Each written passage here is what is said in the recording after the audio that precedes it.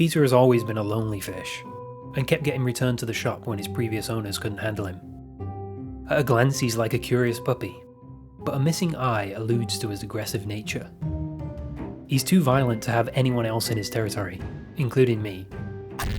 But a subterranean refuge built for tiny animals will allow him to thrive in his very own ecosystem.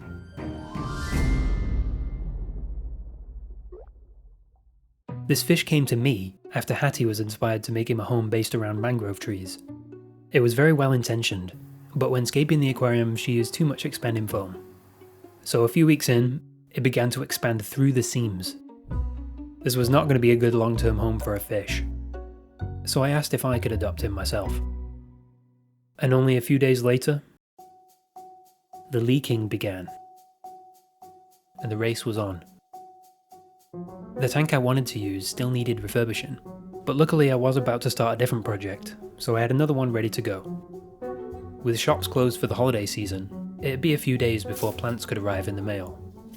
So I had a little time for some DIY shenanigans, to put together the best home I possibly could for this little fish. It was my first time drilling holes in glass, but it was the only material I had lying around, so I had to make it work. Assembly was going to be very fiddly, so I had to make some scaffolding.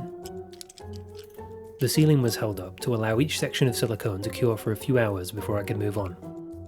Of course, the last piece was particularly tricky to get into place, but my revolutionary scaffolding system had an answer for that.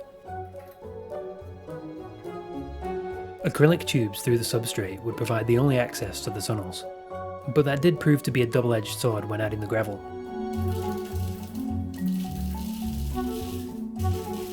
After spreading it out as best I could, gravity would have the final say in its position.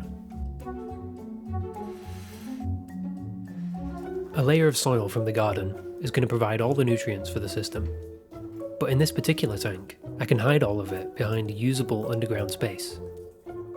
And when I cover it with 2 inches of sand, I get all the biological benefits of a deep substrate without taking up so much of what you can see from the side.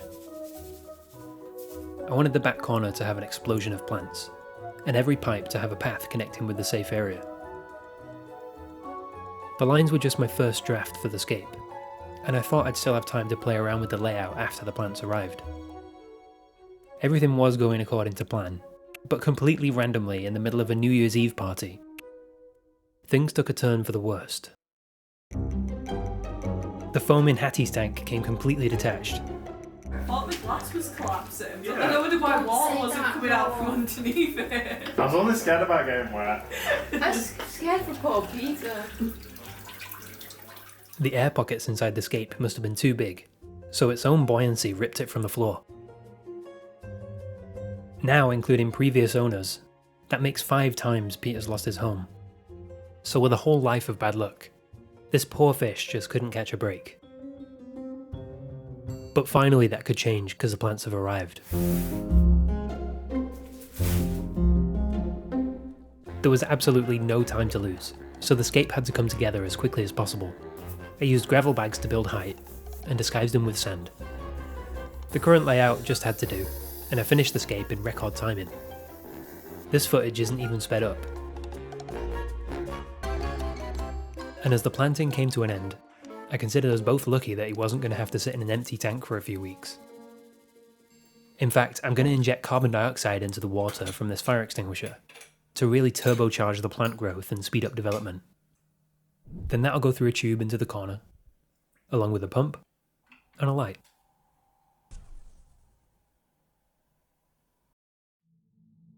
A new year means a new start for Peter. A new space to call his own. Somewhere he can explore with no outside pressure, and watch it grow from the beginning. If all goes according to plan, he'll be able to hunt his own food. There isn't much to see yet, but he looks around, and his grumpy face tells me he doesn't hate it. He comes to the front to see if I'm worth any of his attention, wondering if this human will stick around. But he doesn't know that I'm actually about to go on holiday for a few weeks.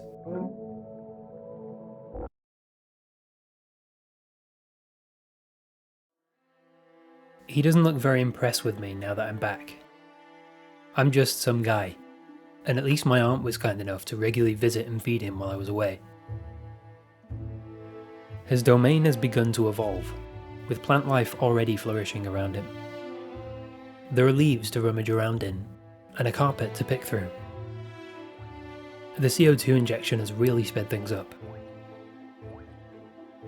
Sand is filtered through his wonky mouth to find algae and leftover food particles, but in moving it around, a lot has been dropped down into the lower layer. I kinda imagined that the grass would cover the entrances before this would become a problem, but it's one of many errors caused by a rushed construction. For now, I can just remove it with a siphon, because it's time to populate the underworld. Introducing a variety of tiny animals means a higher chance that something will establish a population. And these 3 different detritivores will make for a stronger ecosystem when working together.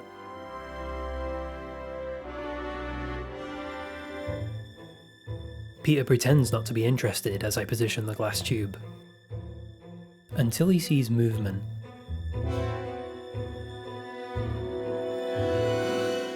Then he can't take his eye off it.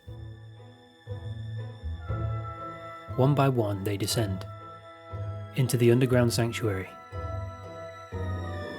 Some cling to the mouth of the pipe, unaware of the danger lurking above. Others don't take long to penetrate the lower substrate, where they'll feed on the microfauna and biofilms the system produces. Right under the big guy's nose. Peter spent the next few weeks rummaging around the leaves looking for crunchy little snacks. But the crustaceans know to stay hidden in the daylight, so I'd always catch him rustling through the bushes. And he'd come out looking guilty, like a puppy that found where you keep the treats. There isn't enough food yet to keep him entertained all the time though, so he spends a lot of his days staring longingly, out into the wider world. He'll often notice and fixate on other fish from across the room, but to be honest, I think he just wants to eat them. This part of the video is sponsored by Odoo, who enable Peter to broadcast his knowledge online. I knew he was up to something, so I checked the foliage at the back to find he's been working on a website. Odoo's configurator guides you to make a website quickly and easily. You just choose the type of site you want, as well as your industry and goal. Then you pick a colour palette, the features you want it to have, and a template. Peter is a very analytical fish, and has used Odoo to catalogue what he's observed about every tank in the room. He's added information as text and pictures, and they've got animations too. The whole layout is customizable just by dragging and dropping blocks without any technical skills needed. I like Odoo because it's an all-in-one business management software. You've seen their application for websites, but they have so many others for things like accounting and project management. The first app is free for life, with unlimited hosting and support. They even offer a free custom domain for a year. So click the link in the description to get started.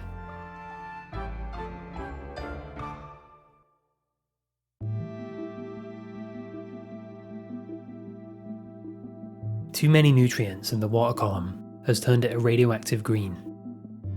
But chemical testing shows the parameters are plenty safe for fish. He doesn't seem to mind anyway. It's obvious what's causing the imbalance.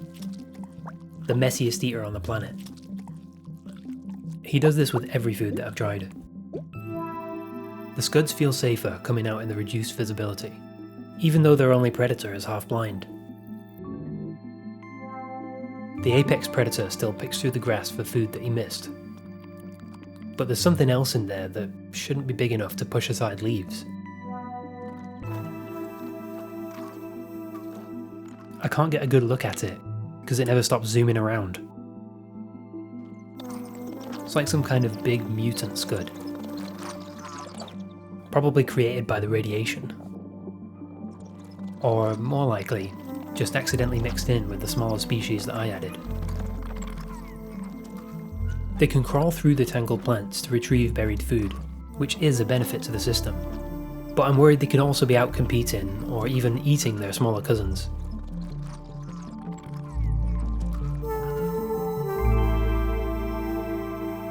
The tunnels have become their safe haven, along with all the other benthic creatures. There's so much life down here, constantly reproducing and interacting with each other.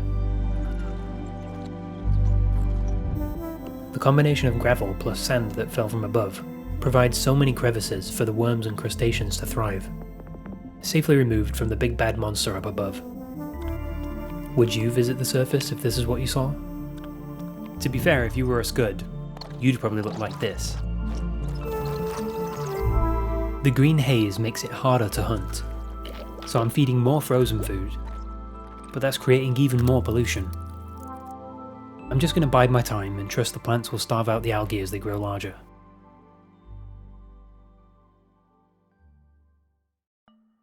The Amazon sword plant is growing out of the tank, reaching all the way up the wall and kindly exporting the excess nutrients to a far off land.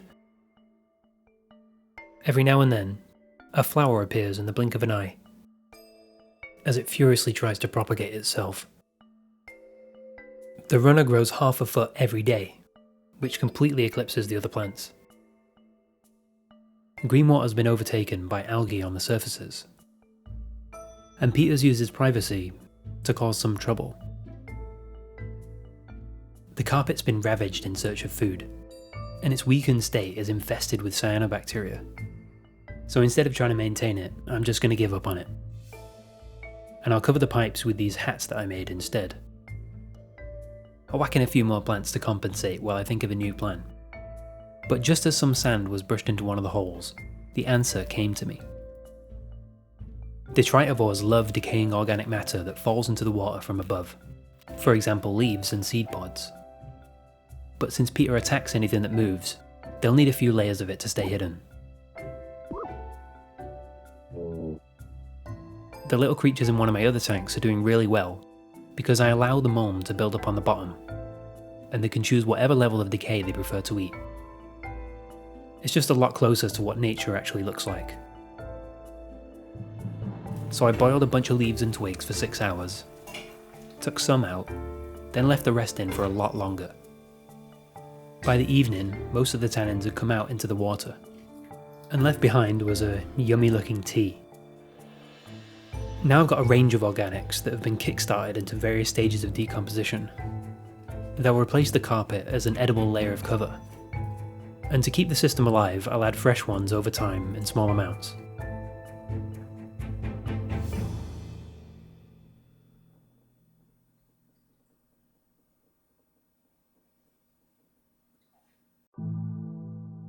This mini monster fish has terrible depth perception, but he gave me a unique opportunity to create a sustainable ecosystem, where refuge for small life means it can thrive in peace, and provide a steady trickle of food without being wiped out. So far it actually works. Yeah, the concept was rushed, but sometimes one thoughtful change is all it takes to right your wrongs. To make an environment where every inhabitant is happy. Alright, stay calm, I'm just moving the thingy. Hey, stop it, you little fish. Hey, stop. Stop, no biting. Thank you. The jungle's vivid colours tell me the plants are doing well, making good cover for all the tiny life, while also providing enrichment for my favourite cyclops. One of the plants is so hungry, it's run off to claim new territories. After such a turbulent life, Peter's finally got a domain of his own, where I can watch him hunt for food, and try to guess what's going on inside his intelligent mind. I always wondered if he lost his eye because he's aggressive, or if he's aggressive because he lost his eye.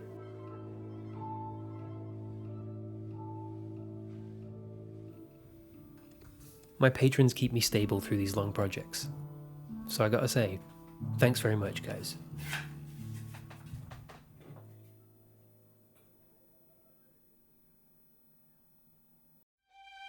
Stop the press. I was literally in the middle of uploading this video when I noticed the one-eyed wonder was acting strange. I thought, why are there so many limpets on that leaf? Then I was like, wait a second. Peter's a girl!